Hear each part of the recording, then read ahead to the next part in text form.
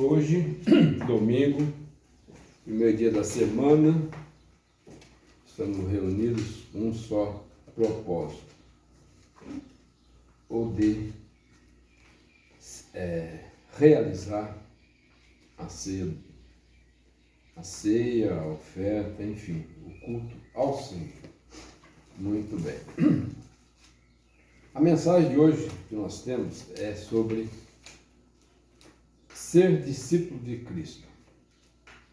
Isaías capítulo 40, nós temos aqui a palavra de Deus. Versículo 21 nos diz assim: acaso não sabeis, porventura não ouvis, não vos tem sido anunciado desde o princípio, ou não atentaste para os fundamentos da terra? Então esse é o ponto. No versículo 28, continua a palavra de Deus falando: não sabes, não ouvis que o eterno Deus, o Senhor, o Criador dos fins da terra, nem se cansa, nem se fadiga, não se pode esquadrinhar o seu entendimento. Versículo 29. Faz forte ao cansado e multiplica as forças ao que não tem nenhum vigor. Mas os que esperam no Senhor, versículo 31, renovam as suas forças, sobem com asas como águias, correm e não se cansam, caminham e não se fadigam. Amém. Então, a palavra de Deus nos fala o que é realmente ser um discípulo, uma discípula do Senhor Jesus. E a primeira pergunta, então, nós fazemos é: quer ser um discípulo de Cristo, uma discípula? Ou continuaremos a ser apenas um mero espectador? Então há, neste pequeno estudo, nessa mensagem muito rica, porque é a palavra de Deus, há três perguntas e, na verdade, três respostas e uma conclusão, que nós vamos fazer agora. A primeira pergunta é: o que é ser um discípulo de Cristo? Nós temos lá em Mateus 28, uma passagem muito conhecida, sobre a grande comissão. Em Mateus capítulo 28, Jesus, após a sua ressurreição, ele aparece aos seus discípulos lá na Galileia, e ele então dá essa determinação para os seus discípulos. Mateus capítulo 28, a partir do versículo 18, nos diz assim: Jesus, aproximando-se, falou-lhes, dizendo: toda autoridade me foi dada no céu e na terra.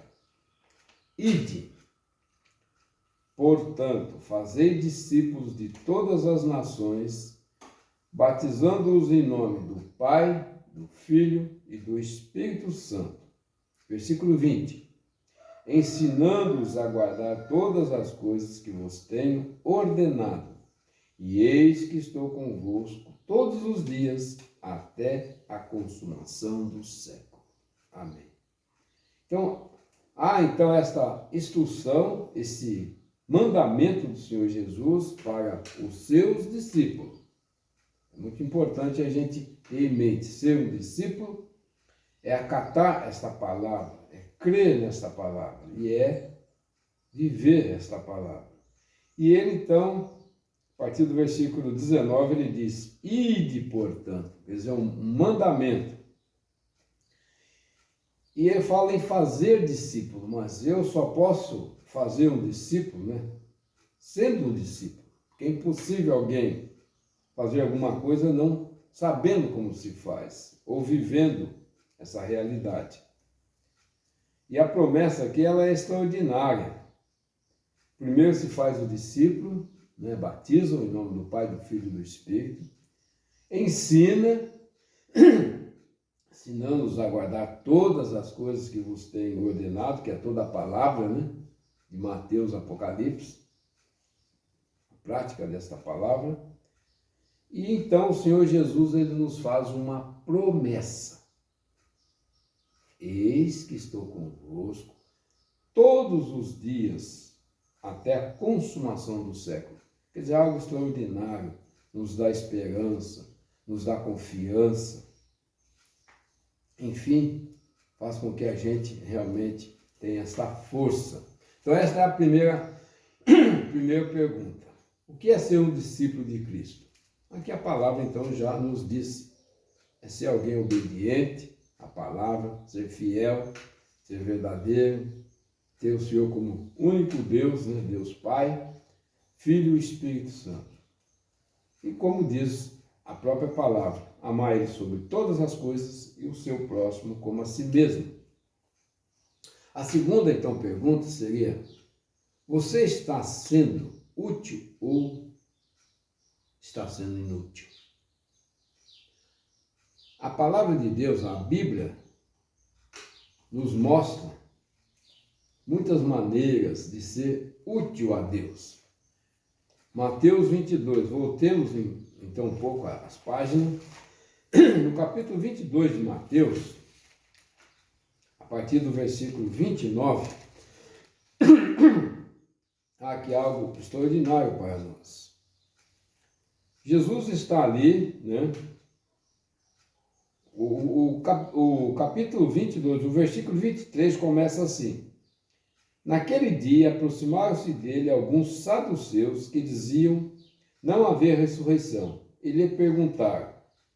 Então eles vão fazer perguntas, indagar a Jesus a respeito da ressurreição. Como eles não acreditavam na ressurreição, eles vão contar a Jesus a história de um homem que depois de ter morrido, então ele deixou, né? Eles falam assim, versículo 25. Ora, havia entre nós 7 irmãos. Então eles vão dizer que o primeiro morreu, deixou a esposa. Como na lei instruía que para aquela, né? Ele morreu, não tinha filhos, a lei mandava casar-se com a viúva, né? Os irmãos, né? Para suceder, então, descendência. Mas aconteceu que esses 7 irmãos morreram, todos eles, sem deixar filhos. Então eles fazem aquela pergunta absurda a Jesus, no versículo 28. Portanto, na ressurreição, de qual dos 7 será ela esposa? Porque todos a desposaram, quer dizer, todos casaram com ela. E Jesus, então, no versículo 29, ele responde algo muito profundo. Respondeu-lhe Jesus, errais, não conhecendo as Escrituras, nem o poder de Deus. Quando nós lemos o livro de Romanos, logo no capítulo 1, no versículo 16 e 17, Paulo ele diz que ele não se envergonha do Evangelho porque é o poder de Deus para a salvação de todo aquele que crê. Aqui os saduceus, eles não creram em Jesus nem na palavra. Então, eles fazem essa confusão terrível. E hoje nós devemos tomar muito cuidado porque tem muitas pessoas que vão supor, um exemplo, num velório, é difícil a gente falar algo que conforte a pessoa, né? Aquela que perdeu ali um ente querido, né? Seja esposa, filho. Então, muitas pessoas falam coisas contrárias à Escritura. Vamos supor um exemplo. Chega para a pessoa ali que perdeu um ente querido e fala, olha, um dia todos vão se encontrar no reino.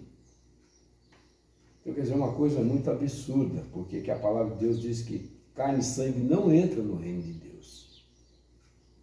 E aquilo que não está escrito, a palavra de Deus diz lá em Deuteronômio 29, capítulo 29, versículo 29, que não é para nós cavarmos, procurarmos aquilo que não está nas escrituras, não é para também falar ou ensinar. Então esse ponto ele é muito rico dentro do discipulado de Cristo. Porque o verdadeiro discípulo ele tem que fazer a vontade do mestre, não a sua vontade. A terceira pergunta seria aqui, o Senhor Deus, é uma pergunta interessante, é uma questão na verdade. O Senhor Deus está lá em João 4, vamos lá para João 4, João o Evangelho.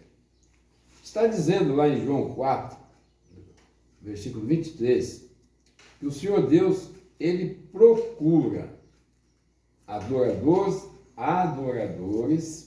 que o adorem em espírito e em verdade. Interessante esse ponto.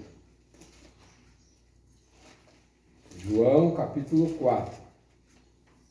Então nós temos aqui em João capítulo 4 um diálogo, de Jesus com aquela mulher samaritana. A partir do versículo 19, nós temos aqui um diálogo, entre Jesus e aquela mulher. E aquela mulher, então, ela fala para Jesus, Senhor, versículo 19, disse-lhe a mulher, vejo que tu és profeta. Nossos pais adoravam neste monte, vós, entretanto, dizeis que em Jerusalém é o lugar onde se deve adorar. Disse-lhe Jesus, mulher, podes crer-me que a hora vem, quando nem neste monte, nem em Jerusalém adorareis o Pai. Vós adorais o que não conheceis, nós adoramos o que conhecemos, porque a salvação vem dos judeus. Versículo 23. Mas vem a hora e já chegou em que os verdadeiros adoradores adorarão o Pai em espírito e em verdade, porque são estes que o Pai procura para seus adoradores, ser seus adoradores. O que nós temos então nesta questão aqui, nesta palavra santa? Algo profundo para a gente pensar, refletir. O próprio Senhor Deus está procurando adoradores que o adorem em espírito e em verdade. Para eu ser hoje um verdadeiro adorador, um verdadeiro servo de Deus, eu devo ser realmente um discípulo. E nós, então, indagamos, o que é realmente ser um discípulo? É ser um aluno, lá no latim, a palavra discípulo significa ser um aluno, ser um seguidor, ser um aprendiz. E é realmente o que o Senhor Deus quer de cada um de nós. Que a gente possa aprender com esta palavra, a gente possa buscar ter um coração sincero, como diz lá em Hebreus 10, 19, coração puro, buscar ele com sinceridade, com verdadeiro amor. E assim nós vamos então, 3 perguntas e agora 3 respostas dentro desse pequeno estudo sobre ser discípulo de Cristo. Então a primeira resposta está no próprio livro de Isaías, que nós vimos. Vamos voltar lá. Isaías 41. Veja o que diz o versículo 13. É o Senhor Deus falando a respeito da sua pessoa. Isaías 41, 13. Porque eu, o Senhor, teu Deus, te tomo pela tua mão direita e te digo, não temas, que eu te ajudo.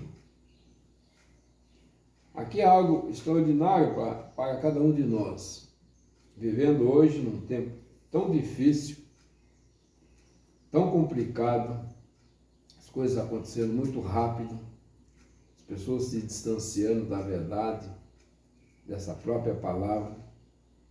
E o Senhor Deus, então, Ele está com a mão estendida para nós, 24 horas, todo momento. E aqui a palavra diz, então, que Ele quer nos ajudar.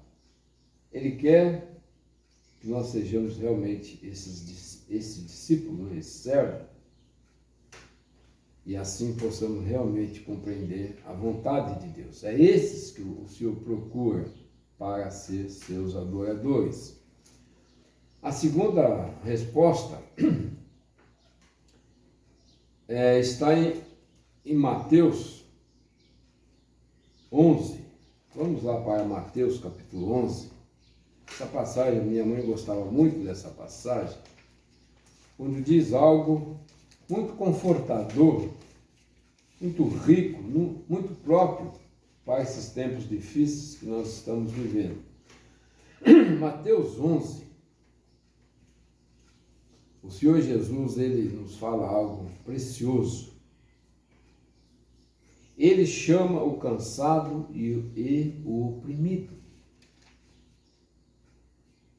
Mateus capítulo 11, a partir do versículo 28, diz assim a palavra. Jesus, respondendo, fazendo um convite, na verdade, para cada um de nós. Vinde a mim todos os que estáis cansados e sobrecarregados, e eu vos aliviarei. Tomai sobre vós o meu jugo e aprendei de mim. Então, o discípulo, ele é um eterno aprendiz, ele aprende do mestre. Aprendei de mim, porque sou manso, humilde de coração. E o Senhor diz, e achareis descanso para a vossa alma. Porque o meu jugo é suave e o meu fardo é leve. Não há algo mais rico, mais profundo dentro da Sagrada Escritura para aquele que está oprimido, está cansado, está sobrecarregado, está desesperado, está desanimado nesta vida por tantos acontecimentos ruins. Então o Senhor Jesus está com a mão estendida, assim como o Pai, querendo nos ajudar.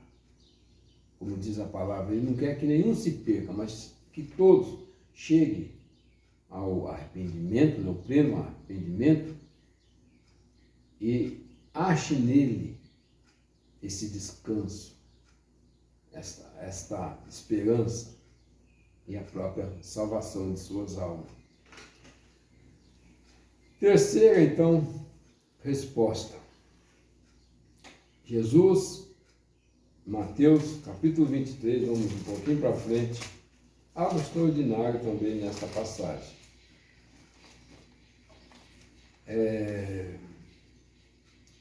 Tome a sua cruz e siga-me. A resposta de Jesus para todos aqueles que estão cansados, sobrecarregados. Ele já diz, vinde a mim que eu vou ajudar você a carregar o seu fardo. E ele aqui então ele completa dizendo estas palavras. Mas o interessante é que quando nós começamos no capítulo 23 de Mateus, há aqui uma situação. Está ali Jesus, está as multidões.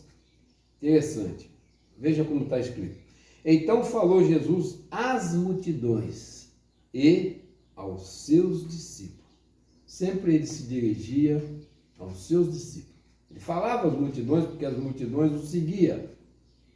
Mas o propósito santo era realmente para aqueles que o amavam, aqueles que criam naquilo que ele estava falando, ensinando. E aqui então ele diz algo extraordinário no versículo 2. Jesus diz, na cadeira de Moisés se assentaram os escribas e os fariseus. Preste bem atenção. Versículo 3. Jesus diz, fazei e guardai, pois tudo quanto eles vos disserem. Porém, não os imiteis nas suas obras, porque dizem e não fazem. atam fardos pesados e difíceis de carregar, e os põem sobre os ombros dos homens. Entretanto, eles mesmos, nem com o dedo, querem movê-los.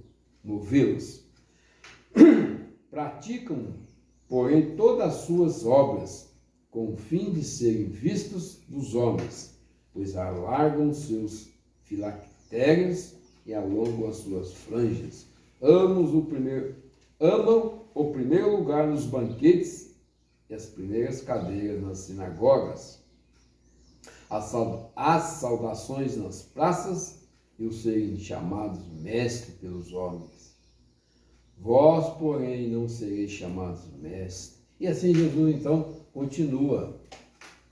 O ponto aqui é muito rico, porque Jesus, ele nos dá o verdadeiro ensino e o verdadeiro modo da pessoa se comportar como um discípulo, como um servo do Senhor. Viver de uma maneira humilde, digna. Jamais essa história de líder, mestre, porque um só é o mestre, um só é o nosso Pai, e assim ele vai nos dando esse rico ensino. E a pergunta é, depois de toda essa instrução do Senhor Jesus, por que ainda não somos seus discípulos? Lá em Lucas, capítulo 9, nós temos algo para nos ajudar. Lucas, capítulo 9, a partir do versículo 23. Lucas, capítulo 9. Dizia a todos, Lucas 9, 23. Se alguém quer vir após mim, a si mesmo se negue dia a dia.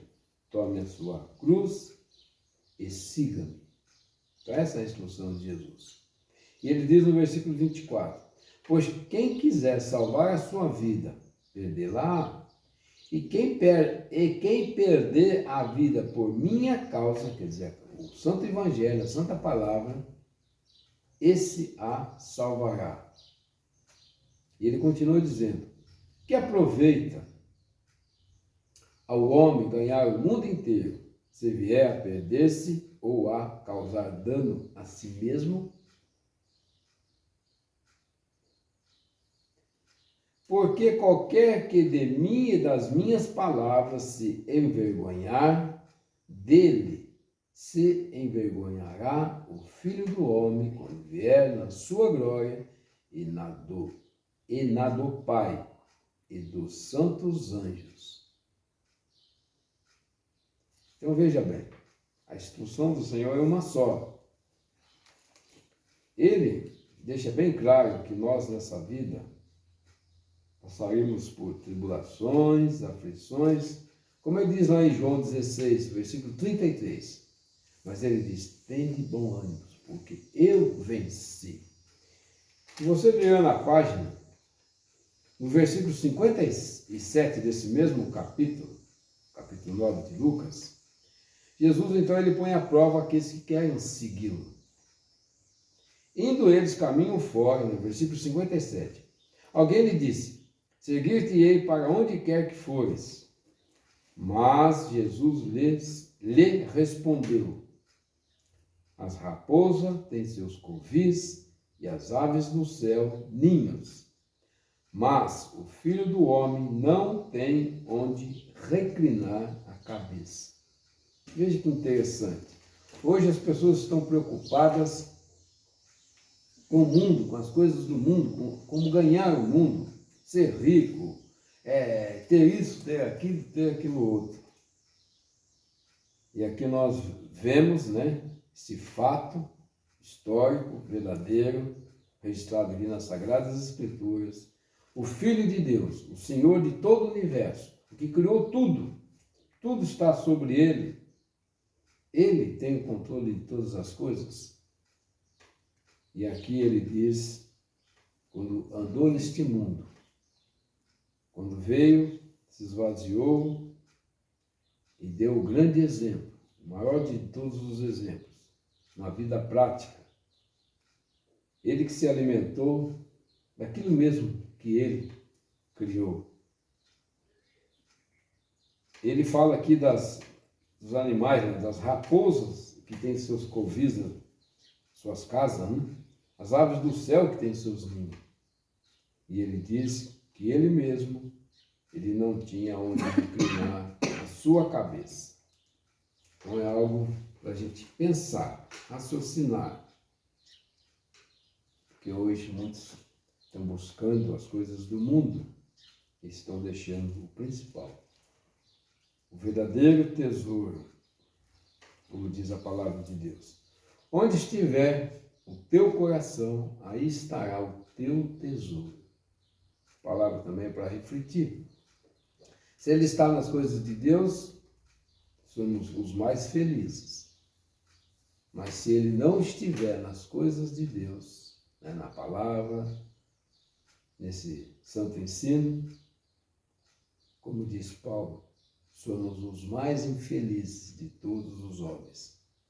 E terminando, vamos lá para 2 Timóteo, fazendo uma conclusão deste pequeno estudo. 2 Timóteo, nós temos algo também muito profundo. Paulo, né, uma das cartas de Paulo é a segunda carta a Timóteo, filho na fé. No capítulo 2, nós temos algo bastante rico para nós. E nós vamos então terminar esse pequeno estudo com esta palavra. 2 Timóteo, capítulo 2, versículo 15 e 16. No versículo 15, a palavra de Deus diz, né? Paulo falando a Timóteo e hoje falando para cada um de nós através do Espírito de Deus, que está aqui presente, o Espírito Santo. Versículo 15. Procura apresentar-te a Deus aprovado, como obreiro que não tem de que se envergonhar, que maneja bem a palavra da verdade. Então esse é o primeiro ponto. Devemos procurar estar sempre na presença de Deus, sempre aprovado. Com as nossas ações, com nossos atos, e não se envergonhar dessa grandeza que é a palavra de Deus. E o versículo 16 nos diz assim: evita igualmente os falatórios inúteis e profanos, pois os que deles usam passarão a impiedade ainda maior. Falatórios inúteis e profanos é o que nós mais vemos hoje nas mídias, né? Nos meios de comunicação, enfim, no trabalho, na rua, na fila do banco, enfim. Os homens estão se preocupando com as coisas materiais, terrenas, passageiras. Então se torna tudo inútil e profano, não é? Não é abençoado por Deus.